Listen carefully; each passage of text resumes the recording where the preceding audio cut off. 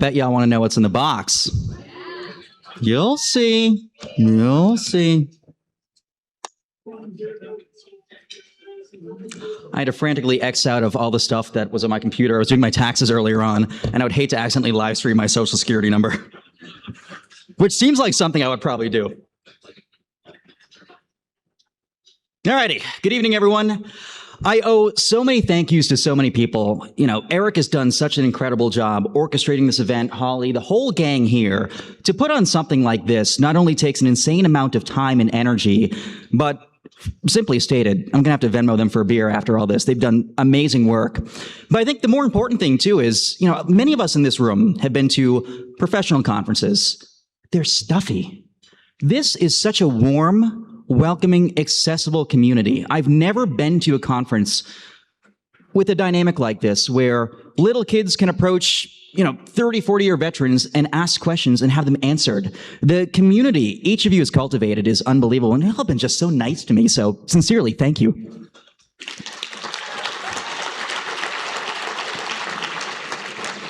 Now, I was trying to figure out what to sort of talk about tonight, and I think part of it will be my villain origin story, part of it will be my shift to digital, and part of it will be where I think this field is going next. So, fun fact about me, I like tornadoes.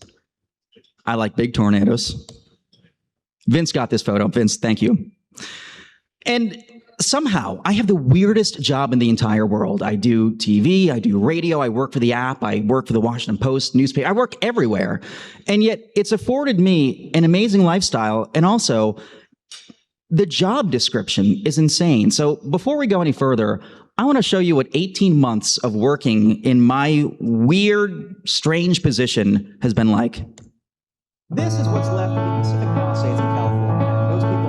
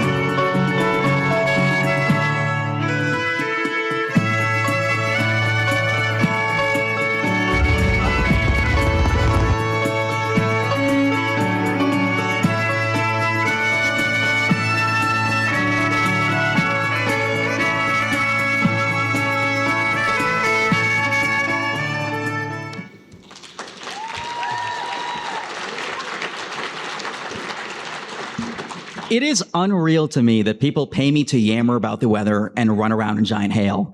Had I known that was a thing when I was 8, 9, 10 years old, I wouldn't have believed anyone. It's unbelievable to me that people will pay me to do this.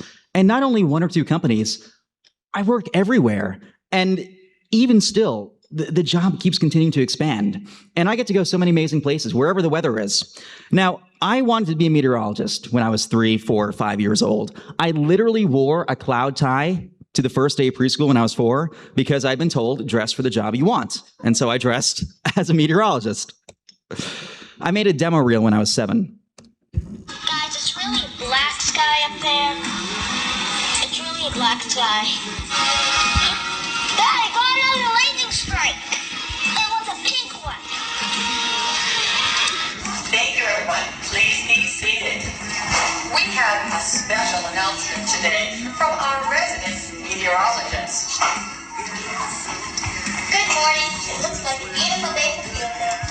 There may be some showers around Boston, but around here it's looking pretty good. Can't wait to you guys from the office. And remember, any day. Not much has changed. I'm a little bit taller now. When I was in 7th grade, I got to use a green screen for the first time. I took a weird science class, and they had us do a student newscast. And I borrowed the graphics from the local TV station, put them behind me, and I was hooked. I'd always known I wanted to do TV, but to be there in front of the green screen was magical. Now, in high school, someone started a rumor that I controlled whether or not we'd get snow days. I didn't, but any time it was marginal, you can imagine, my inbox was absolutely flooded. But in high school, wanting to do weather doesn't exactly make you popular. It makes you the nerdy one. And so my mother was trying to figure out what the heck to do with me. And she, when I was in 9th grade, went online and found a weather camp at Howard University. Now, that was in D.C. I lived up in Massachusetts. I applied, got in, and I took the megabus down. Has anyone ever taken the megabus? You cheered for that? It's like Spirit Airlines, but you chop off the wings. Oh, the worst. When we were on the way down, I had one of those pocket thermometers. It got to 109.2 inside the megabus. Oh, it was bad. And I loved it. It was the first time I'd ever met other weather nerds at this weather camp. It was like going from being the nerdy kid to suddenly being popular because of that nerdiness. The same feeling I get here. It was magical. And I fell in love with DC, and I said, I have to live here someday. And I kept that same Metro card ever since. There's us eating pizza. And then, at this weather camp, I got to meet other people. And that's how when I was 14, 15, I was introduced to the AMS, the American Meteorological Society. And I got to do a presentation. And in doing so, I got to meet all the people who I'd grown up watching. My legs were shaking when I walked up to Brian Norcross, or Harvey Leonard in Boston, longtime chief meteorologist there. But around that same time, I figured it's time I start building a brand. I was 14, 15, and so I petitioned the local newspaper to let me write this little weather column. I didn't think anyone actually read those foolish articles. I'd sit there happy as a clam typing about microbursts or lightning or the winter solstice or whatever. No one actually read them. But it turns out one person did. On September 21st, 2013, it was the 75th anniversary of the hurricane of 1938. By show of hands, who here has heard of the hurricane of 38? Not as many as I would have thought. So it's a category 3, but it moved north at 70 plus miles per hour. It was slingshotted up the coast. It hit Long Island around 2 in the afternoon. There's a 186 mile per hour wind gust just outside of Boston. Nearly 700 people died. People floated on their roofs from Long Island to coastal Connecticut. It's largely been forgotten, but for the 75th anniversary, I wrote this article, and it was a big, long article. I knew no one would read it, but I thought, I want to write it. Here's a hurricane, big deal, 9:48. Imagine 9:40 at landfall on Long Island. And to my surprise, a couple days later, I opened this small town newspaper, which again, no one actually read, and found this, a letter to the editor from some guy named Eric Heller. And he wrote the nicest, kindest little email that they published in the paper. It was like 2 paragraphs long.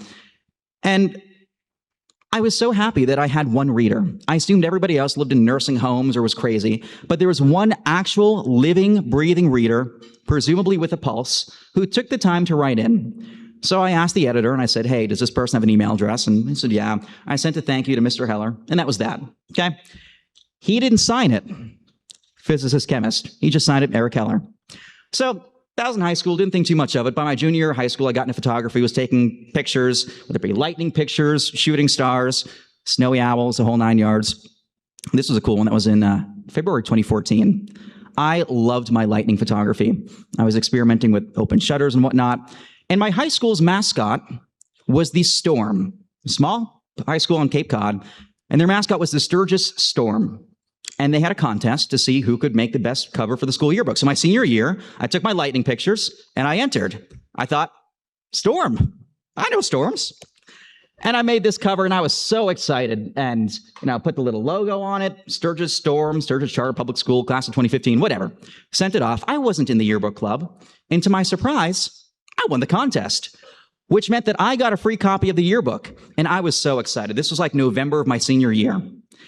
So that's all fine and well. About 5 months later, the yearbooks come in.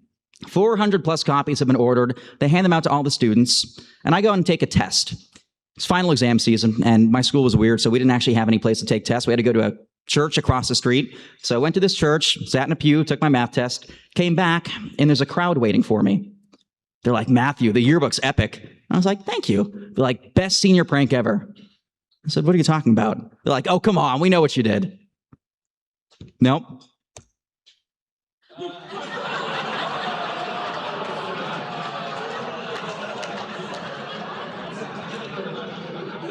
Apparently, spell check won't flag something if it's a word. I didn't get to do my valedictorian speech because of that. I'm still bitter. But anyway. So around that same time in senior year, I was trying to figure out where to go for college. We all knew that I wanted to go into meteorology and atmospheric sciences, and there's some really good schools out there. I didn't know where I'd go. I was deciding between Linden or Cornell. Linden, great broadcast school. Cornell, great everything school. But they are so damn pricey. I'm not made of money. Linden, fell in love with, great broadcast program. Cafeteria food was great. Cornell, Will, no offense, it was so cold the day I went. Going back for your conference, I loved it, but that first time I went, it was so cold. But anyway, I was deciding between these two. And I knew that after financial aid, Cornell would still cost me $37,000 a year. Too much money. So I decided to do the Walmart price match guarantee. There's a relatively unknown, unspoken rule that if you apply to another Ivy League school and get an offer, you can take that offer and shop it around to the other Ivy Leagues to which you're admitted. So I figured, I want to get into Cornell, but they're expensive. Why not apply to Harvard, try to get an offer from them because they have great financial aid, and get Cornell to match their offer? That's what I did. However, because I knew I'd never go to Harvard, I didn't take the application seriously. They had a little section where you could fill out more information about yourself. I just said, if you have questions, like, Google my work. In retrospect, shouldn't have done that. Now, in high school, I worked 40 hours a week. At the same time, I was a tutor. In my senior year, I was tutoring a kid named Thomas. And I was teaching him Spanish, Latin, math, and physics. The Latin has not come in handy since. But anyway, as I'm tutoring him one night, my phone rings. And back then, I had one of those flip phones. And it was no caller ID. No one ever called me. So I assumed it was a telemarketer. No caller ID. They're calling at a weird time of day, so I ignored it. It called again. And I was not super tech savvy, so I didn't know how to silence my phone. And so I'm in the middle of tutoring. It's interrupting the lesson. It has rung a second time. No caller ID. So I push it away. Third time it rings. And finally, on the fourth time, I very calmly, very politely picked up the phone, answered, and said, "Who are you? What do you want? Why do you keep calling me? And take me off your GD calling list." And hung up. Finally, the phone was quiet. So about an hour later, I left tutoring, was driving home, and my phone rang again. So I pulled over to the side of the road, same caller ID, and I picked it up. What? "Yes, sir, this is Haley Scholl from the Harvard University Admissions Department."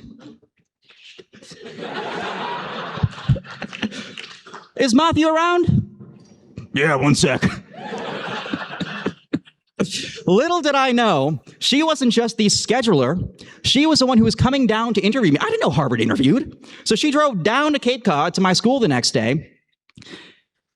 And we had no conference room, so we went to like this weird little side office at the front of the school. In the middle of it, a homeless guy came up to the window, started banging on the window. Then there was a fire drill.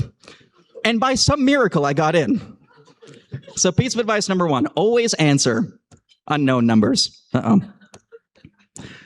So I graduated, was trying to figure out what to do next. And by some miracle, I decided to go to Harvard. And I don't know what it was or why, but I figured I'd go there and give it a whirl. They didn't have atmospheric sciences. There was no meteorology program. There were a couple meteorology classes, and I figured maybe I could make it work. And I quickly found out it was not the school for me. I was so out of my league there. I went from being smart in high school to being the dumbest person in any room when I went there. My third week of school, I was drowning in computer science homework, classes. I couldn't even figure out how to code or do Curry or New. Even the font still scares me. And I was looking for my first midterm exam, a physics exam, in the Jefferson Laboratories, this building right here. It was for 10 a.m. And I'd practiced, I'd done all the study tests. I got my Dixon Ticonderoga #2 pencils from Amazon. I was ready for this. It was at 10 a.m. Now, this is a physics building. I very quickly learned that physicists cannot count. Room 114 was next to 411, below 218, but somehow over 312. The building was labyrinthian. I couldn't find anything. So I got there 10, 15 minutes early, but very quickly, the time was ticking down. 10 minutes early became 5 minutes early, became it's 10 o'clock. The exam is starting. And if you're more than 7 minutes late, you get a 0. This exam counted for 30% of my grade. I realized at best I'd get a C, and more likely for the semester, I'd fail. And I was wandering around the second floor trying to find this exam. Turns out it had been canceled, but I didn't get the notice. So I'm wandering around. I'm absolutely panicking. I'm on the verge of tears, and finally it becomes 10:10. The doors have closed. I can't get into this exam, which apparently isn't happening anyway. And I sit down on the floor, pull up my phone, and I just start sobbing. And I realize this is not the school for me. I'm out of my depth. Time to pack it up and go home. And as I'm sitting there in this vacant hallway, I notice a nameplate on the door across from me. And it says Eric J. Heller. Thought that name sounds familiar. And I went in my email inbox and I saw two things. Number one, the exam had been canceled. But number two, I scrolled all the way back and remembered Eric J. Heller was the name of that random dude who wrote in to the newspaper. So I knocked on the door. And I said, "Hi, I don't know if you remember me." And I explained the situation, and he did. He remembered me. I remembered him. And he said to me, "How do you plan to do atmospheric sciences here at Harvard?" I said, "I have no idea. There's something called a special concentration. I could potentially design my own major, maybe go to MIT 3 days a week. I don't know. Ideally, the special concentration." And he said, "All right, what do you need for that?" And I explained, and I said, "The biggest thing is I need an advisor, and I have no idea where to find one, blah, blah, blah." He said, "He just found one." And he helped me make my little Department of One atmospheric sciences program. Just me. Always remember, people, you never know what small chance encounters, what random email, what random elevator connection, anything is going to exit your life and then come back in a spectacular way. All those little chance encounters matter. So I designed, somehow, this atmospheric sciences curriculum. I went to MIT 3 days a week. There's a one-on-one class where I literally took just a personal study with the same guy who's like the guy in the bird cage at the Museum of Science in the lightning exhibit. His name's Daniel Davis, works in Boston. He spent years as an atmospheric electrodynamicist, happened to work part-time at Harvard, and he gave me a one-on-one class. My mesoscale class was just me out in the field storm chasing, all these random things, and I crammed this bizarre curriculum together, and somehow it worked. I found that apparently 9 floors down in the basement of Widener Library, they have a studio. So I practiced doing green screen forecasts. I only had PowerPoint, but, I tried.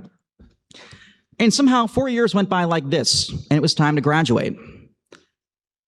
And then reality hit.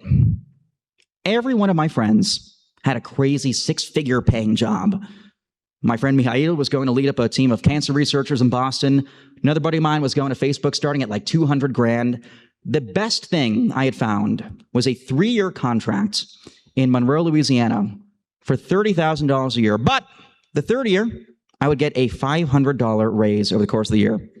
That's the best thing I could find. And I realized maybe this whole TV dream is not going to work out. So I had a midlife crisis. I frantically searched around for other options. I was looking at private sector, I was looking at hedge funds, and I had interviews at Citadel and D.E. Shaw. I bombed the Citadel interview. I had no idea how to code. But D.E. Shaw was going to make me an asset manager. I was going to get like a solar farm and all sorts of random stuff. Had 5 interviews. They brought me down to New York City the day before graduation, May 15th, 2019. And I went down to New York City. I was all excited. I wore my best blue tie. I rocked the interviews. They were so excited. And all day long, we chatted, had interviews. I got, starting salary, starting everything. We were talking the contracts and whatnot, where I'd be based out of. They also knew that the next day, I was flying out to Oklahoma to storm chase. I wanted to be there ahead of May 17th, 2019. Anyone remember that day? What day? The cook? Anyone? All right. Well, anyway, we were talking about this casually during the lunch break, and at the end, they're walking me down to the elevators, and they said, by the way, you're really hopped up on this storm chase thing. Are you going to care about this job as much as you do meteorology and storm chasing? Will you bring that same passion? And I said, of course not. But if you're paying me, I'll do a damn good job. The doors closed, I went down to hop my train, and by the time I left the building, the offer had been rescinded. Like that. My last chance of a job had evaporated. I was beside myself. I had no idea what to do. I had about $3,000 left for storm chasing, and otherwise, that was it. That was all my money. And I say that because sometimes a door closing is a good thing in life. In the end, that guy who took away that job set me on a path that would be a much happier one long term. The next day, I was out in McCook, Nebraska, chasing the tornadoes, had a grand old time. I did that for about a month, saw a bunch of tornadoes. Great 2019. And then the money ran out, and it was time to go home. And it was like the walk of shame back to Cape Cod. I drove back, was 3/4 of the way there, didn't have a job, playing sad music on the radio. And as I got to Pennsylvania, I got a call from News Center, Maine, and they said, hey, can you come up tomorrow and interview? I was like, all right. So I took a left in Pennsylvania, went north to Maine. And as I got to Maine, my phone rang again. And it was the Washington Post. And they said, hey, you've been freelancing for us for a couple years. Why don't you come down, do whatever it is you do full time? I said, all right, let's do it. And that was it. 5-minute conversation, packed up everything, and I moved to D.C. I had no idea what to expect. In D.C., we started doing these radio hits too, doing radio hits on the side, and I was writing newspaper articles, 4 articles per day. It was a hamster wheel. I was typing so much that my fingers were tired by the end of the day. I was sitting in a cubicle. Y'all have probably gathered that I'm not a cubicle person, and I was painfully bored. But it was the best thing I had. It paid the bills, and if nothing else, I was living in a decent area. I was finally making some friends, doing the radio hits, and then a little thing happened in late 2019 and early 2020, COVID. So suddenly, all those friends who were in grad school in DC or other employers went back to wherever home was. I was cooped up in my apartment, bored as hell, typing all day long. And weirdly enough, around that same time, my radio hits started getting some really good feedback. People liked, for whatever reason, these 45-second weather vignettes where it was just 2 people talking weather. All the other depressing news on the radio, all the horrible COVID stuff, the financial crisis, everything that was going on, people lived for these little 45-second snippets. And I didn't really understand why, but I archived all the comments just in case. Around that same time, I was fully remote, bored, cooped up at home. About a year into the pandemic, I said, you know what? I'm not sitting at home any longer. I am so bored. And I figured it's time I start putting myself out more in the weather field. And I called a buddy of mine one random day in March of 2021. And I said, hey, there's a random flight from DC to and from Fairbanks, Alaska, round trip for $280 tomorrow. Want to go see the aurora? He was like, okay. So we hopped flights. Unfortunately, when you are 23 years old, you cannot rent a car in Fairbanks, Alaska. So we landed, and I had to do some quick thinking. So we rented a U-Haul van, this big box truck, 2-wheel drive. We're driving around the Arctic tundra like a couple of idiots. We had a wonderful time. There was ice fog, light pillars, saw the aurora, got to see a moose. At one point, I was super bored. We went to Walmart, and we bought a birthday cake, did donuts around the parking lot while eating the birthday cake. It was wonderful. I also went to bingo. If anyone's ever read my book, you'll see the bingo chapter. But anyway, and I had all these little clips of like social media vignettes, little snippets I did where it's me with the ice fog or me with the whatever. And I started filing these away because I didn't have a real college demo reel. I didn't have a graphic system. I had no stand-up forecasts. I just had my weird little social media things where I'm like, hey guys, look at the Northern Lights. But I saved them just in case. A month later, I went storm chasing out west. Had a grand old time in Lockett, Texas. Cappucci, we have a big-time tornado here passing just to our south. Look at all the debris being lofted again. Moments ago, we are underneath another tornadic circulation. And I filed that away. And over the course of a couple weeks, I built what I thought was a decent demo reel. It wasn't conventional. There were no weather maps. It was me with the ice fog. It was me with the tornado, with the mumbo hail, with the aurora, with whatever. And one night, I had a couple glasses of Chardonnay, looked online, and I saw a job opening for Fox 5 DC. I was 23, and I was like, wow, a top market TV job. I got no experience. And I took a swig of my Chardonnay, and I banged out a letter, and I was like, hey, I got no experience, but I know my stuff. Give me a shot. And to my surprise, they did. And my first day on air, tornadoes hit DC. Little EF1 went right up the National Mall. Now, this was the end of my shift. I'd left the building, but I knew tornadoes were coming, so I didn't want to leave the vicinity. And so I decided to go to a bar next door and sit there and have French fries, and I waited for a tornado warning to pop. And as soon as it did, I sprinted back into the building out of nowhere, threw off my suit jacket, and it was like, put me in front of the chroma. And they did. And life had a funny way of working out. I loved Fox 5 DC. It was my dream job. Overnight, I went from getting this random email back to the news director to working my dream job, doing tornado coverage, rolling up the sleeves. I was doing forecasts on air. I was leading the 5 o'clock news at times. It was amazing. But you also have to know when to be a pain in the ass. Because about 2 months into my job, in September of 2021, there's a pretty powerful hurricane that hit Louisiana and then worked up the East Coast. Anyone remember? Ida. I had for days been telling folks, tornadoes are coming to DC. 3 days out, I put the tornado icon in my 7-day forecast. No one does that. But I was mad. I wanted to go down and chase Ida. I wanted to be there, but I couldn't because I had to do the weekend news for all of 2 viewers. I was not a happy camper. The morning of September 1st, I've been forecasting for days tornadoes to occur in the afternoon. I was adamant. I emailed the news directors, the assistant news directors, station management, the tech folks, everybody. I'm sure they were sick of these emails, but I was like, today's going to be a big day. Now, I wasn't scheduled to work that day. I had to go in and do promos, headshots, all that stuff. I was scheduled to do that right around 11 a.m. So I went in, wore my best suit, my only suit, and I sauntered up to take my headshots, and I knew tornadoes were imminent within like a half hour to an hour. And I sauntered back to the news director, and I said, hey, can I stay? It's going to be a big day. He's like, nah, get out of here. We have it covered. I'm like, yeah, but they're not tornado people. I am. He's like, get out of here. So I didn't leave. And I went back and I hid behind the green screen and I stole someone else's microphone. And I was ready. And the news director came back and said, leave. We are not paying overtime. I said, I'll do it for free. Trust me. And he said, get out here. And I stamped my foot like a little 12-year-old. I said, I'll do it on my own then. You'll see. And I sprinted out of the building, basically stripping in the street, throwing off my suit jacket. And I filmed this because that same week, I had just started with MyRadar, and I texted Mike. I'm like, it's going to be tornado day. And I happen to have a MyRadar shirt in the back of my truck. All right, gang, it was picture day at Fox. Did that. Here's my fancy shirt. I have my MyRadar shirt on right now. Heading to Bowie, Maryland, because we have multiple tornado warning cells out there. I'll be chasing. And I drove to where I thought a tornado may happen. Because east of DC by about 30 miles was Annapolis, Maryland. Dew points were about 2 degrees higher. There was a little more sunshine, so you had roughly 300 joules per kilogram more of CAPE. The winds were a little bit more back thanks to a subtle bay breeze. And I knew that was going to be the spot. Alrighty, guys, tornado right now. Tornado in Annapolis, Maryland. This is the tornado. There, you can see it right here. I'm only a few hundred feet away. This tornado sets across the road right in front of me. And again, this is the tornado. In Annapolis, Maryland. I was right.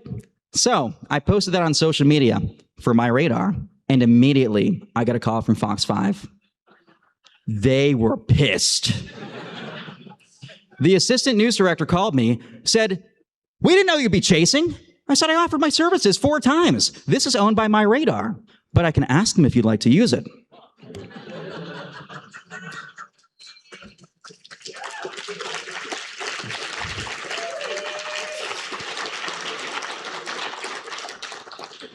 Fortunately, Mike said yes. And next thing I knew, the station had patched me, and I was driving around, had my radar on one side and was doing tornado coverage on the other side. Matt Cappucci on the phone. He's in Annapolis. Matt, if you can hear me, tell me what you're seeing.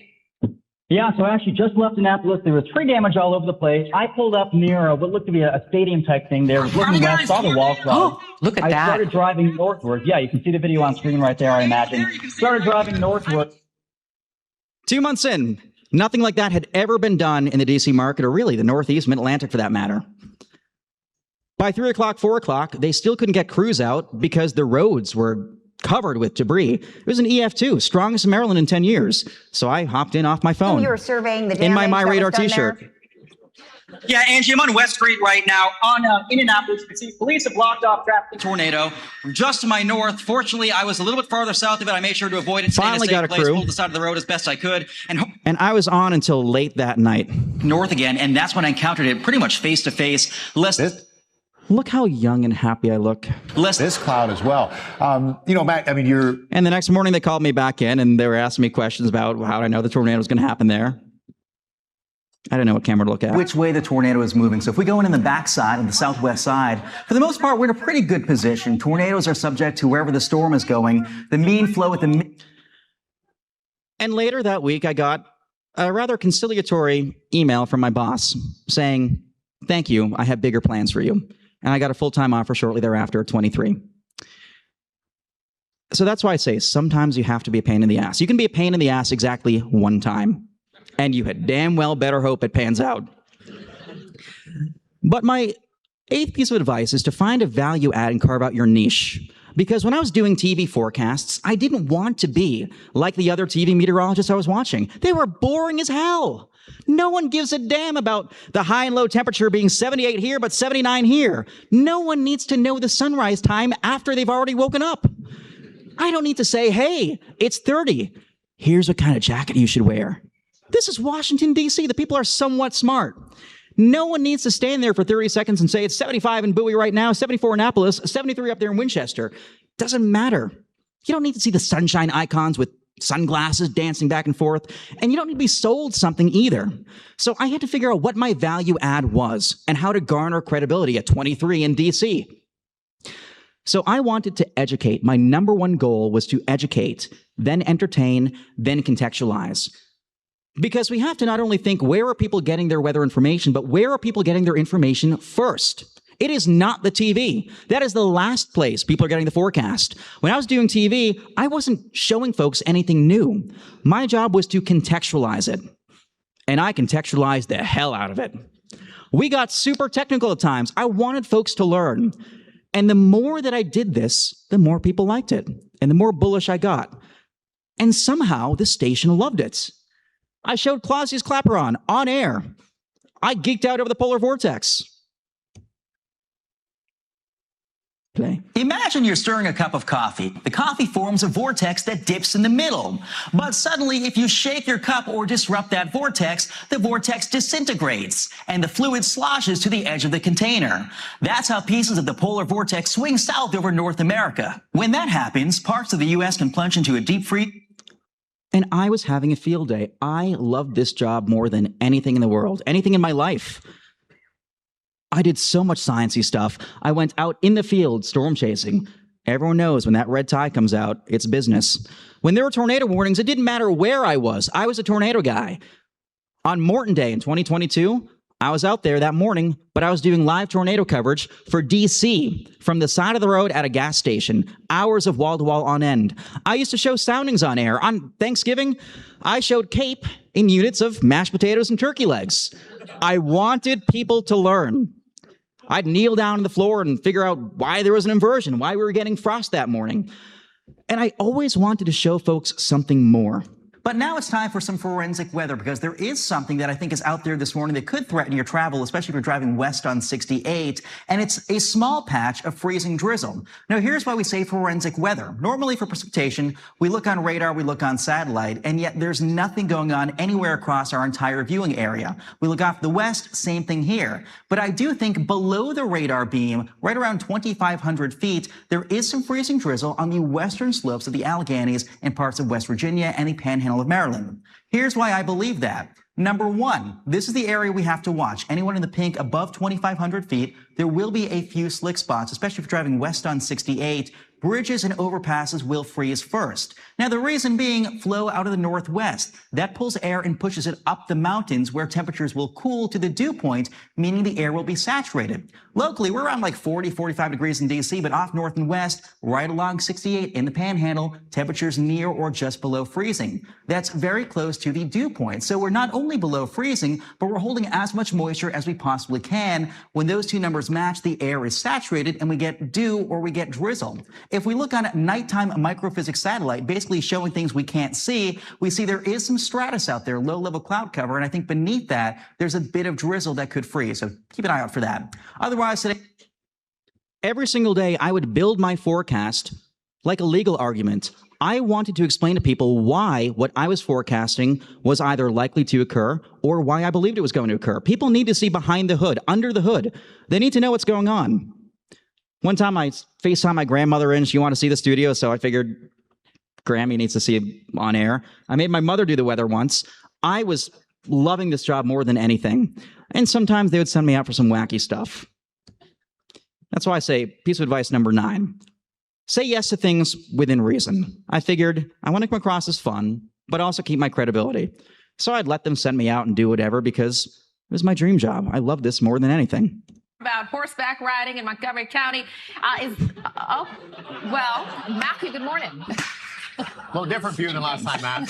Good morning. Okay, I'm not sure what's going on over there. I thought I was so great. I felt like Snow White during the teaser a few moments ago when the horse came over, was greeting me, and now this is a separate horse who apparently has different ideas of how to make an appearance on live TV. Anyway, I'm not sure if we can blur this or if we should blur this or what the FCC wants. You're alongside Ryan Carroll. And Ryan, off to a heck of a start this morning. Yeah. But for folks who don't know, you can ride horses here in Montgomery County. It's just a neighborhood away. Tell folks where.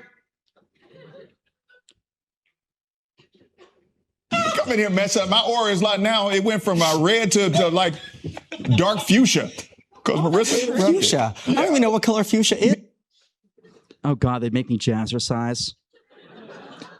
This was cruel and unusual. At one point, they made me do it, and I was like, "Screw it, we're throwing up the 7-day forecast." Right? Everybody was a beginner once. The hardest step you'll ever take in jazzercise is stepping through the front door. There you go. As you create, just happen organically, don't they? Right. Don't they? Because I don't walk around putting my hands on men's hips. Right? But I felt comfortable doing it with Matthew. Can you just get him out there and can you kind of just like, come on. We're going to skip that part. Anyway. So within reason, let yourself have some fun as long as during the big moments you are ready to hit the ground running. Because those big moments come sometimes when you plan for it. Big tornado outbreak, hurricanes coming. You sort of know when they're coming. But other times, you know what hits the fan and you have to be ready no matter where you are. That's meant for me natural disasters all around the world. And I try to always be on, such that when someone needs me, no matter what time zone, no matter what country, I can be there, I can be the voice of reason that walks people through any critical event. When there's an earthquake, I make sure that I have a binder ready of all my earthquake coverage or anything I need, any resource I need. I have a binder ready at home such that if there's a big earthquake, a big tsunami, big anything, I can flip to whatever page, the page on strike slip faults, the page on mega thrust quakes, and page on anything so that I can hit the ground running and make sure that within 5 minutes I'm ready to go on air. Now, back on November 5th of 1952, we had a very similarly strength earthquake in almost the exact same area, same mechanism too. The energy released by this quake is the equivalent of 1 trillion kilograms of TNT. I always have a binder ready. But sometimes it's something completely outside your wheelhouse. I live in Washington, D.C., about half a mile from Reagan National Airport. Last January, my mother came down to visit. We were sitting there, we had a beer, and I suddenly got a call saying, "Look out your window." Flight 5342 had plunged into the Potomac River, killing 65 people. That was a helicopter and a CRJ crash. It was horrific. It's the only time I've ever cried on air. And very quickly, because of my view, all the international outlets came to me. They remembered I did weather, but they also knew that I lived in the tallest building right next to the airport. So for 34 hours straight, I was up nonstop doing continuous coverage. We were the first on BBC to break that the rescue mission had turned to a recovery mission as I watched on air all the ambulances at 2 a.m. shut their lights and go home. You never know when those big events are going to happen, but you have to be ready. Now, there will be times when in your career you will be wrong. We've all had chase busts. There will be times when you are wrong very, very publicly. Be graceful with it. On the rare times that I busted a forecast, I would go on air and explain exactly why I busted the forecast. Producers thought I was insane, but the public responded well. Because if the public can be a part of that scientific process, see the science in action, see that sometimes hypotheses aren't correct. If they can see that, suddenly they understand what's going on. Suddenly they understand uncertainty. The more transparent we can be about our process, not just the results, the better. I will never be standing there with a shading or a polygon or whatever that I'm not articulating why I put that there. My goal is to always show folks the process. And to that end, I would say you have to know your audience intimately. You have to know everything about them and engage with the people you serve. That comes down to empathy. And that's part of the reason I love being in the field for MyRadar. Because people see me in the morning doing forecasts from a hotel room in Wheeler County, Texas. They realize he's there because he cares. MyRadar has been great about letting me go to anywhere I want. Interestingly, my #1 following is from Omaha, Nebraska. My second biggest following, Lubbock, Texas, Amarillo. And all these random cities I can trace back to particular events that we covered because we were there and other national competitors weren't. Being there matters. But also, being in the field gives you a perspective that, the morning meteorologist at whatever station in D.C. just doesn't have. You get that additional perspective. You can tell folks what they're seeing, what they're hearing. James Spann has a great quote where he says, radar looks like a bucket of spilled paint. But if you're out in the field, if you have pictures, all the better. But even if you don't have pictures, you can say to folks, I know what you're going through. If you can empathize with them, it makes it real and it makes you more credible. I always, in my coverage, make an effort to tell folks what they're likely seeing, hearing, experiencing. If a big hurricane's coming, I'll do a fireside chat. I'll say, here's the noise you're going to hear. Here's what the water in your toilet will do. All these things that are part of the experience because mental preparation is just as important as physical preparation. Folks knowing what they're going through or going to go through is hugely advantageous. It sets expectations. If you're hearing a quieting right now, that's because the hail core passed through, and now you're about to get the updraft, the upward moving part of the storm where the hail doesn't fall, but the tornado is located. If it quiets down in the next minute or two, that's not a sign things are over. That's a sign things are about to get real bad. Greensburg, a tornado emergency is in effect. Tornado emergencies are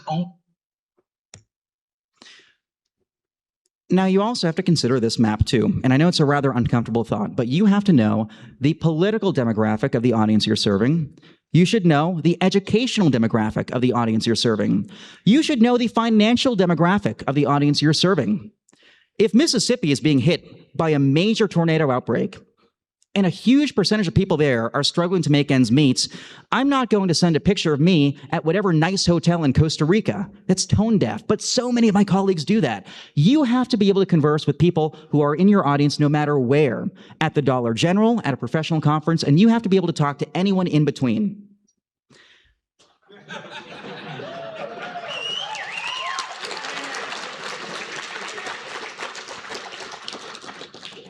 Because your core audience does not have a meteorology degree. They're eating at the Waffle House. And I had to figure out, when I was first entering this field, how I could get people to not only trust me, but like me, feel like I was one of them. What is a staple of the South? Waffle House. Where is MyRadar's key audience? Florida, Texas, Louisiana, Alabama, Mississippi. Where's a place where people of all incomes can go?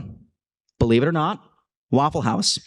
And so suddenly, that becoming intertwined with my identity was very strategic to help make me relatable to the audience. I also love the food, but it was very strategic. Things like that matter. And of course, like I said, being there, showing those communities some love. For me, the best part of storm chasing is not seeing the tornado. It's a pretty damn good part. But, oh, that was an awkward voice crack. Oh, puberty. Anyway. It's a pretty damn good part. Seeing the mumbo hail is wonderful. But being there, getting to meet the people, every little thing matters. Hasties in Shamrock, Texas, that has 4 or 5 different types of fries. When I was in, where was I? John at the Hampton Inn in Grenada, Mississippi.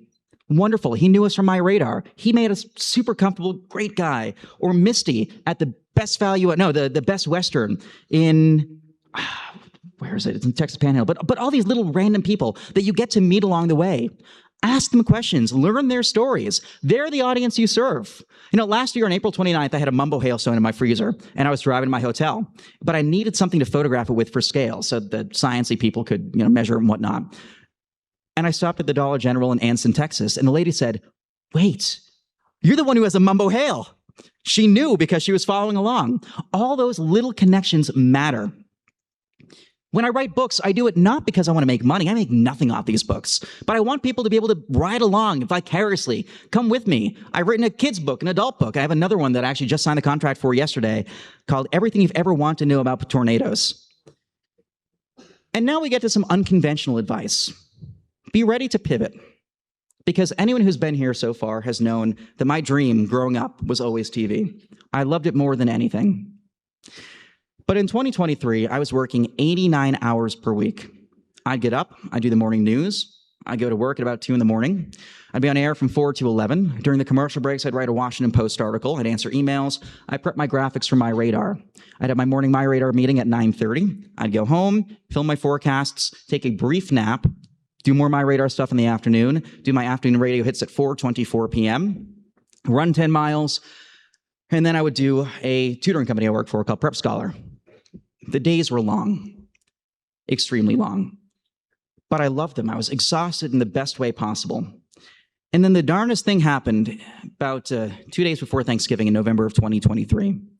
I got called into the office at Fox 5, and my contract was just about up. I had several back-to-back contracts, and a new general manager had come in and decided she didn't necessarily like contractors. And they said, "Hey, you can keep your same schedule, but just go down to freelance status. It'll be a 35% pay cut." I'm not in it for the money, but I'm also not Costco. I do not take coupons, and I do not have markdowns. And I thought back,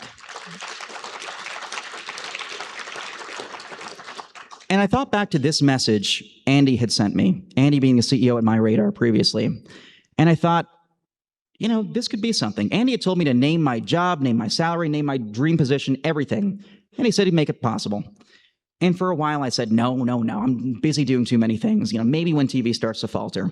And I thought I had 5 or 10 years in TV before the pay cuts came, before TV really started to crumble. And so immediately I went home that day and I called Andy and he said, "If you want to jump, let's do it." I didn't want to leave Fox 5. I loved it more than anything in the world.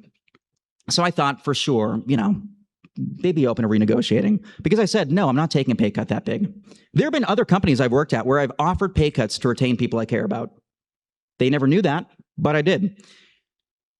But I was not ready to take a pay cut for TV. And so I said, no, we can renegotiate. And so they said, okay, come on in, whatever day after your show that morning. It was my final show. And as I'm sitting there at the anchor desk at 5:30 a.m., getting ready for the 5:30, 6 o'clock news, I caught one of the weather promos they run during the commercial breaks. I wasn't in it. And so I realized in that exact moment, you can see my frown, they weren't keeping me. They were getting rid of me. And so after the 10 o'clock news, I went in, sat down, and I still thought that we were going to renegotiate. And they asked for my key card, and they walked me out of the building. And that was that. To say I was devastated would be an understatement. It was a grieving process. I didn't even know how to grieve the loss of something that I loved that much. So I did the first thing I could think of. And that same day, MyRadar gave me Employee of the Month. Go figure. Thank you for nominating me, Mike. Anyway, so I was devastated, and I went home. I did my MyRadar work, and then I went to the arcade, and I knocked down all the clowns because I was angry. And then I drank 2.5 bottles of champagne, took a nap, and then I figured, how am I going to build this position at MyRadar? Because now this is my everything. And so I went on Amazon, and I bought an 85-inch TV. Because I figured, I'm going to be working remote now. I got to build a home studio. We got to make this happen. I had the bright idea of setting it up myself. Whoops. But eventually, we got something going. It was unconventional, but we built this little home studio. And it looked pretty good. I do forecasts like that. Had a whole home studio. I do my TV forecast. And that same week, we pushed out a meteor shower video. We got 312,000 viewers, more than the typical demographic you get in D.C. morning news. We were competing with major market ratings with these little push videos that I was filming from my apartment that had TV quality. And I realized something was there. In one day, we got, close to 1 million views? And the nice thing is, I didn't have anyone whispering in my ear, 30, 15, 10, wrap. I didn't have anyone saying, you can't make a graphic this complex. We added so much context. We really dove into the meteorology, the nitty gritty, and people responded well. You guys responded well. I could take my job on the road. I could be storm chasing in the middle of goodness knows where, send a push video instantaneously. For years in TV, we were always telling folks, we can't reach into your pockets and tap you on the shoulder. With MyRadar, we could do that. And I realized, why was I even in TV? This is the future. I can make my studio from anywhere in the world, hotel rooms, anywhere. And the nice thing too, I can be that same person people see before, during, and after the disaster, because continuity is important to me. If I have to work a 20-hour day, great. Let me work 22 hours. If I have to work a 100-hour week, so be it. People need to see me before, during, and after an event. So this was what we did on April 24th of last year, Matador Day. And southwest as well. The leading edge of that is called the outflow boundary. Now, by mid-afternoon, most of us will have warmed up. Temperatures in the mid to upper 70s to around 80 in most spots. But that outflow boundary will still be lurking out there. And along the outflow boundary, we see a subtle wind shift, change of wind direction over a short distance. And that wind shift will be key. The wind shift presents a little extra low-level helicity or spin. So if a storm can form near that boundary and latch onto it, it gobbles up that low-level spin and tilts it and stretches it vertically and could acquire rotation and therefore develop a tornado. Best risk somewhere from like Dumas to Amarillo to Pampa down towards Childress. So for that reason, I've gone ahead and drawn a little extra tornado area in there. This is where I think a couple tornadoes, maybe very isolated, significant tornado, are possible later on today if conditions line up and if a storm can really... It's nothing fancy. The graphics aren't that special. They're weather bell graphics. But that connection with viewers and getting technical matters to people. We pushed out that push alert. By mid-afternoon, I was there, ready to go. We did another special update from the field, drew that same little zone, and I basically said, these 4 counties right here are going to see a significant tornado in the next few hours. We basically issued our own mesoscale update. I drew this little box from the field. This one might have only gotten 46,000 people to get it on their phone, but that's still a decent number. By 5:07 p.m., we were live streaming. By 5:41, look at that vault. That is a sexy storm. By 6:12, the anticyclonic tornado. That was a fun one. And by 7:13, look at the view people were getting. At the same time as we're live streaming, we can also do social media content, so we can be everywhere all at once. And the fact that people can see me in the morning with the studio-style forecast, in the afternoon chasing, and in the evening with damage matters to people. And plus, there's no better weather classroom than being in the field. Weather maps and graphics are great. The green screen is a heck of a lot of fun, but being out there and being able to say, hey, here's what's happening, not only boosts your credibility, but also educates so much more. Plus, I get paid to frolic and hail. The other thing I like that we've been doing too is what I call touch-up forecasts. SBC are the best forecasters in the world, but even they are sometimes fallible. In the unlikely chance that they might miss something, I might miss something, we can complement one another. For example, May 1st of this year, or last year, I thought Colleen was going to get a tornado within 25, 30 miles. We did a touch-up forecast. That wound up being correct. For big events, I can't be everywhere all at once, as much as I try to be. So I have pre-made content ready to go for high risks, for PDS watches, for everything, the extreme wind warning, such that even when I'm on the road, somebody can push a button, drop in a single graphic in a little gap I leave, and that can be pushed out to people immediately. So when I'm in transit, if I'm on an airplane, I can still have someone send out my stuff so there's no interruption whatsoever. I have a content binder on my laptop of all the stuff I have ready to go, both for my own socials and MyRadar socials, everything. So I'm ready to go and be first if need be. These are the scripts I send to the editors so they know where to put my graphics. And the cool thing now, we're even using machine learning to make our forecast accessible in other languages. 冷たい空気の海を導入していることです。そして、風も強いです。 당신은 내가 가장 좋아하는 한국이에요. 죄송합니다.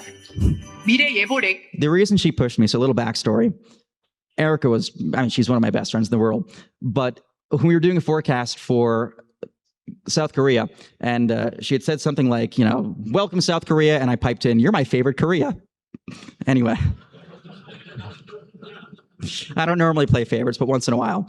So that's why I love the continuity from the beginning all the way to the end. It matters. This was the same day many people saw my forecast May 18th in the morning for the severe weather last year. By evening, I was up there in Greensburg, ready. There's no time to think. You only have time to act. Your decisions in the next 2 to 3 minutes will determine whether or not you survive and will determine whether or not 30 minutes from now. As complete destruction as possible. There it is. The tornado will be near.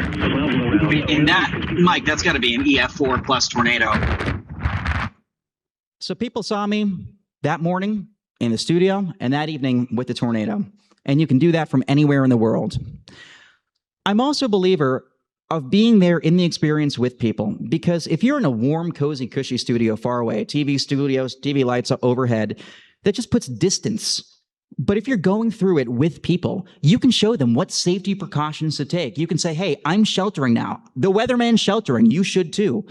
It's not always pretty, but every place I work for knows I'd rather be substantive rather than pretty. Are you with us?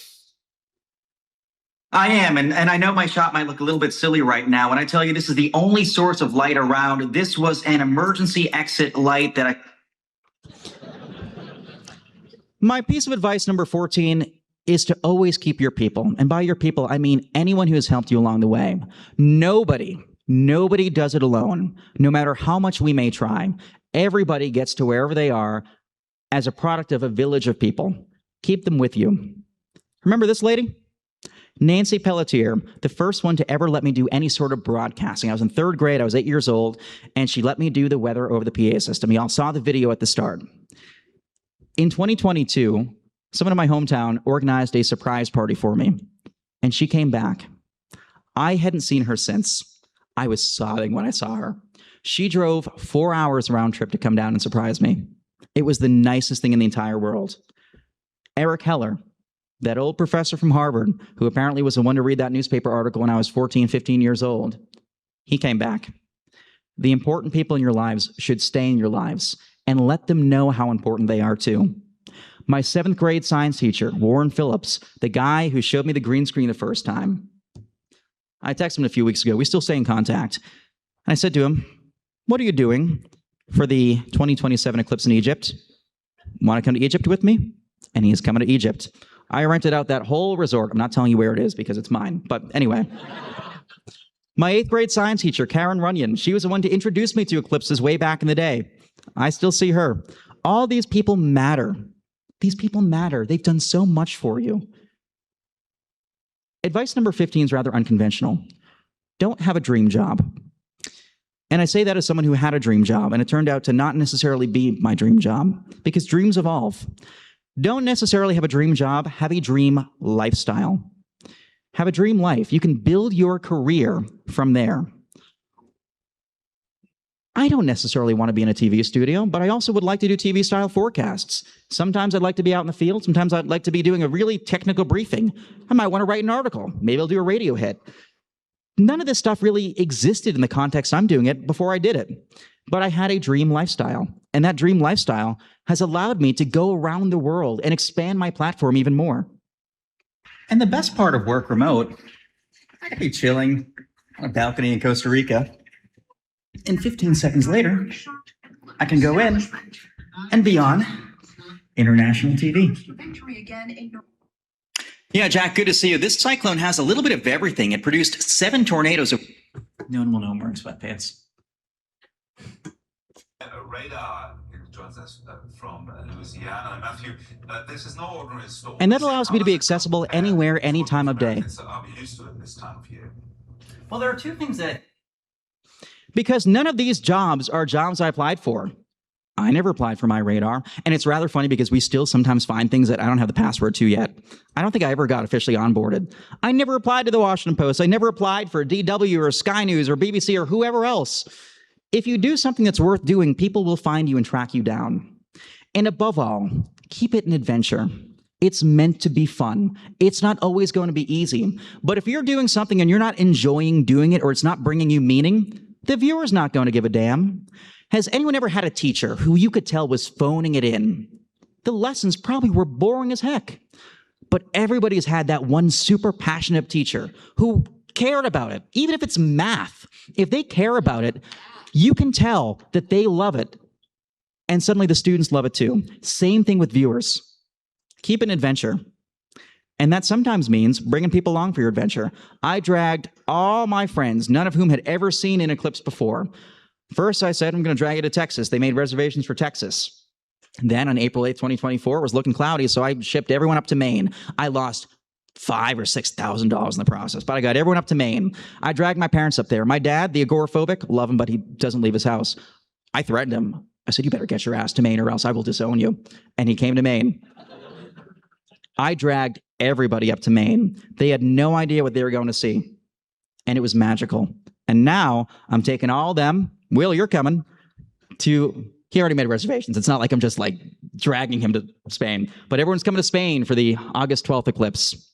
I have plans so far in advance. So much so that on May 1st, 2079, you see, my childhood home is right here. So I figure if I give you all 53 years heads up, hopefully everybody should be able to clear their schedules. For which reason?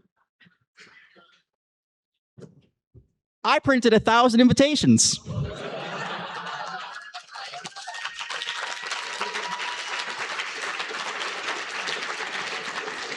So take one and pass. I expect y'all don't have to RSVP today, but a head count by like 2060 would be nice.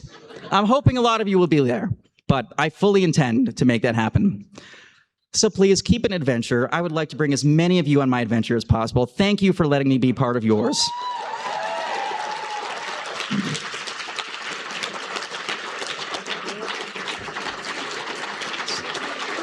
Thanks. Oh.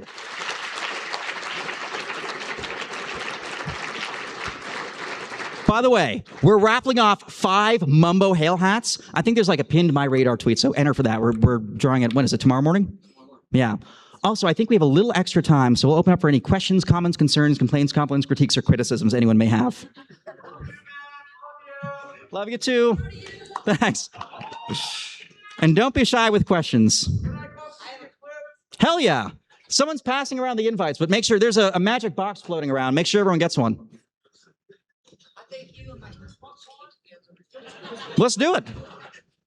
Anyone have any questions? I think there's a mic going around somewhere, right? Yes, shout it.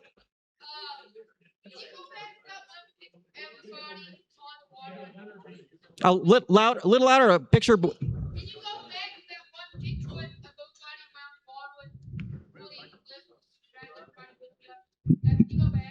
Oh, back a little more. This one? Oh, the eclipse map. Wait, is that the 2079 one? A little forward, a little back. That one? A little bit more back. It's where you have everybody in it. And keep, yeah, for the eclipse. Okay. I don't know what picture we're referring to. Hey, that one. Oh, before. This one? No, the one ahead of it, probably. Go. Yeah, that one. Okay, so the guy in the short that says Pono, if I'm saying that right, he looks edited in. Oh, yeah. Is he photoshopped or edited or what happened? Everybody's in a cool pose and he's just standing there like he just got edited in. Like you took a picture of him when he didn't expect it at a party. I feel like Steve Harvey on Little Big Shots. Yes. So that's Matt Hyland. He was behind the camera taking the picture. He was our editor at the time at MyRadar. And so he edited himself back into the photo. He was there. He just wasn't there.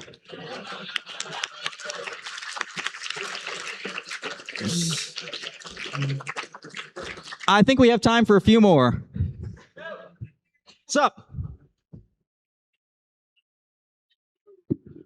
Hey, yo. Hey. So remember we showed about that error in your high school, little, Cubic school? Oh, yeah. You did that report on the 1938 New England hurricane. Yep. It's a key piece of that hurricane. Do you know what the locals call that hurricane? Long Island Express. Exactly. So I was like a little surprised reading it. Like, wait, where's that key word? Oh, I'm gonna have to go back but hell, you were like in high school, so you know that this happens. Did I make a mistake?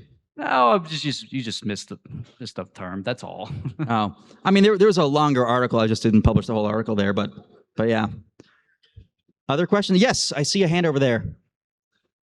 I have your book. Where can I send it for signature? I'm here now. I don't have it with me. I'm not going anywhere. I don't have it with me. Oh, well. How about this, Matt? How about the summit pays for a new book and we'll just ship it to it? Let's make it happen. Sounds good. How about that? We'll get you there. I saw a hand over here, and then we'll go over there. Come here, buddy. I saw one right here. What was your question? Be loud. Oh, I remember you. Oh, go ahead. It's okay. I forgot.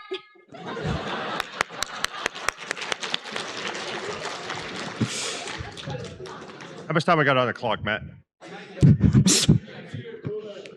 Oh, right behind it. Here we go.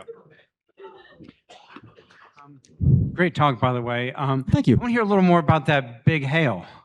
Oh, you'll never guess who, just in case, had 30 slides on Mumbo Hail ready to go.